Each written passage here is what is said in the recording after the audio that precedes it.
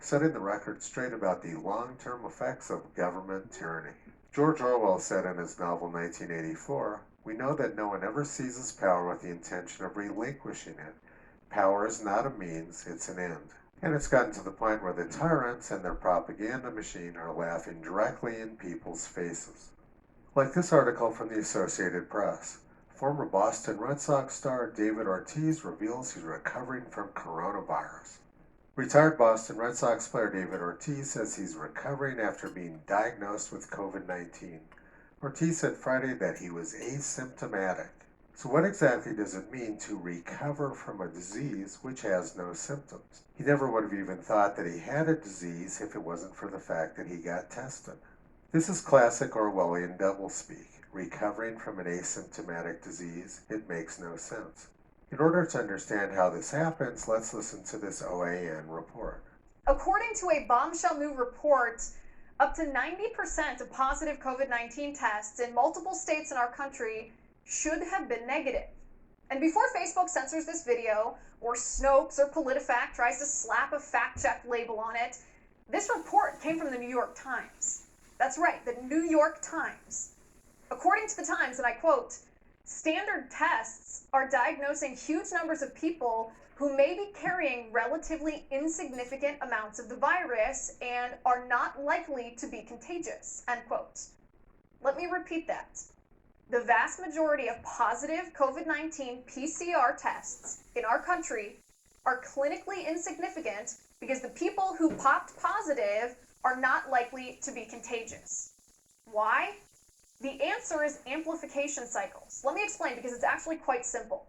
A PCR test, which is the most common type of COVID-19 test, the kind you're familiar with, identifies the virus's genetic material in a swab sample and then amplifies it over and over again until a machine can detect the DNA of the virus.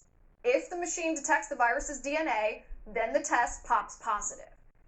But the number of times the genetic material on the swab sample is amplified is hugely important because it correlates to viral load. We're all familiar with the idea that if you get COVID-19 and you're asymptomatic, you likely have a very small viral load in your system.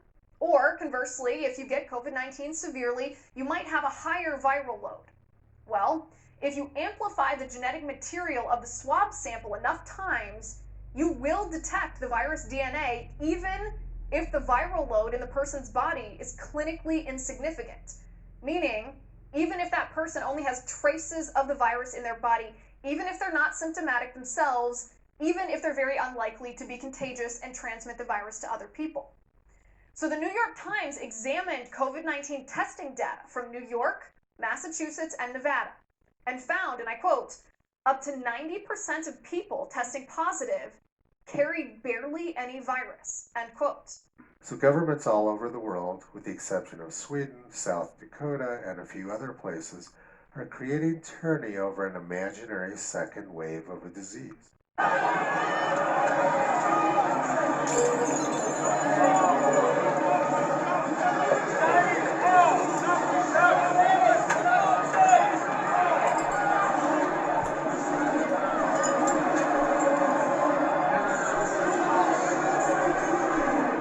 I don't think that David Ortiz is going to require a long time to recover from a disease which has no symptoms, but there's something else in this picture which is going to be much harder to recover from. There's no fans in the stadium because of mass fear and paranoia.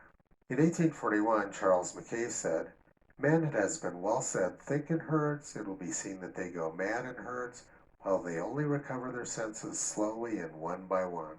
The key point I wanted to make about this article is that Ortiz was asymptomatic, yet said to be recovering. When somebody has no symptoms, how would you even determine that they had recovered? The concept is farcical, but now I'm going to show you the entire last sentence. Ortiz said Friday that he was asymptomatic, but that his brother, who was also infected, had to spend a week in the hospital and lost 25 pounds. If you followed me for a long time, you know that when I returned from Brexit 4 years ago, I picked up a virus which made me very sick and nearly killed me. I lost 25 pounds. Viruses kill a lot of people every year. In the 1918-1919 flu epidemic, about 3% of the world's population died. But COVID-19 has only killed 0.01% of the world's population, with an average age of death of about 80 and multiple comorbidities. The implication of that is that most of the people who died from COVID-19 this year probably would have died this year or next year anyway. This graph puts everything in perspective. COVID cases are shown with the pink bars, COVID deaths are shown with the blue bars, and deaths from all causes is shown with the purple bars. Because of the fake PCR testing, there's been a huge increase in reported COVID cases, but deaths have not increased. They're the blue bars. And deaths from COVID-19 are a small percentage of the deaths from all causes around the world. This spike in cases is completely bogus, and it's being used by governments to implement tyranny. Anyone who dies with flu-like symptoms after being diagnosed with one of these fake tests is now listed as a COVID-19 death. Remember that most of the people listed as COVID-19 deaths were very old, sick, and probably would have died this year or in the next few years anyway. Civilization is being driven into fear, madness, and tyranny because of junk science. And Toto has been pulling back the curtain on junk science for the past 12 years. You can visit him and Kyrie on the web at realclimatescience.com. Hello, this is Tony Heller from Real Climate Science. Yeah, that was Tony Heller. You got the agenda. God damn it. I've got this. Anyway, hope you enjoyed it. Thank you.